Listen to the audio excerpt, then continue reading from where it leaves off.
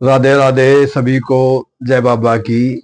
देखो जी, कल सुबह एकादशी शुरू हो रही है और ऐसे अवसर पर वृंदावन की परिक्रमा का बहुत भारी महत्व है। बाबा ने परमिशन दे दी और राधा रानी जी ने इजाजत दे दी, तो अब देरी किस बात की। देखिए, कार्तिक मास का बहुत बड़ा महत्व है, बहुत बड़ा। और कार्तिक मास में अगर एक यात्रा वृंदावन के दर्शन मात्र भी हो जाएं तो मोक्ष के द्वार खुल जाते हैं। लेकिन बिन हरि कृपा कभी मिले न कोई धाम। श्री जी की कृपा से ही बनते ऐसे काम रे भगतों, बनते ऐसे काम। सच्चाई तो यही है कि जब तक उनका आदेश ना हो तो हम वृंदावन तो क्या, हम सोच भी नहीं सकते, हम विचार भी नहीं कर सकते। ये सब श्री हरि की कृपा से ही संभव हो सकता है। अब देखो, कृपा तो है तभी तो संकट में बाबा मिले, बाबा से श्री धाम। वृंदावन में सब मिले, जैसे चारों धाम रे भगतों, जैसे चारों धाम। वृंदावन मिल गया तो समझो चारों धाम मिल गए, चारों धाम की यात्रा हो गई। बड़ी गहरी कहानी है इसके पीछे। अभी शॉर्टकट में मैं तुम्हें क्या बताऊं। सबसे पहले आप जानो विंद्रा, विंदा और वन। ये विंदा कौन है? तुलसी। इसका जो वन है वृंदावन। बड़ी काफी इसमें कहानियां बताई हैं, काफी कारण बताए हैं। अब सबसे पहले शॉर्टकट में मैं आपको बता दूं वृंदा कौन।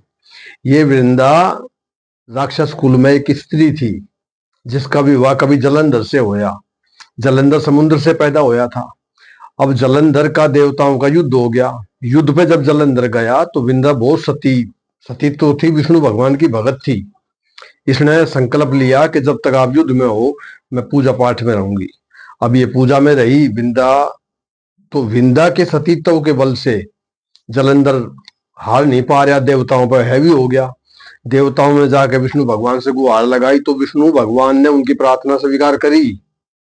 ये तो उनको भी थोड़ा दुख था कि मेरी भक्त है वो, लेकिन देवताओं की विनती थी तो उन्होंने स्वीकार करी। विष्णु भगवान ने अपना रूप बदल कर दर्शन दिए। विंदा ने जैसे चरण स्पर्श किए सतीत्व भंग हो गया। जैसे सतीत्व भंग होया, जलंधर उधर मारा गया। जलंधर का सर जो है विंदा के घर में आके गिरा। विंदा ने जब सर देखा तो विंदा तो कह रही है ये कौन है। तब विष्णु भगवान को प्रकट होना पड़ा। विष्णु भगवान बोल नहीं पाए कुछ।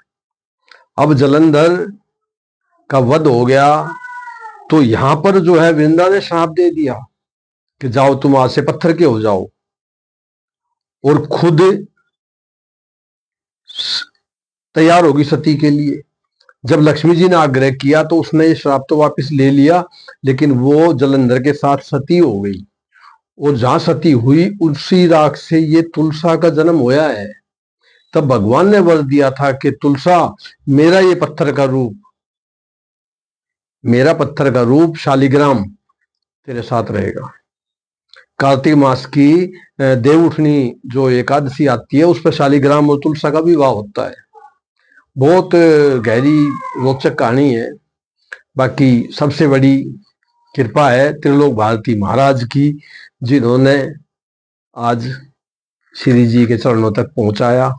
आप सब भी आइए, थोड़ा सा विचार बनाइए कि प्रभु तो कहते हैं कि तू एक कदम चल, मैं 4 कदम चलने को तैयार हूं। देखो, मेहनत तो है, मेहनत तो है। जब सांसारिक माया को प्राप्त करने के लिए हमें मेहनत करनी पड़ती है तो वो माया पति, वो माया को जो पैदा कर रहा है, जो धन माया सब कुछ उसके द्वारा है, तो उसको प्राप्त करने के लिए क्या नहीं, बस करनी तो होगी, लेकिन कुछ खास नहीं है।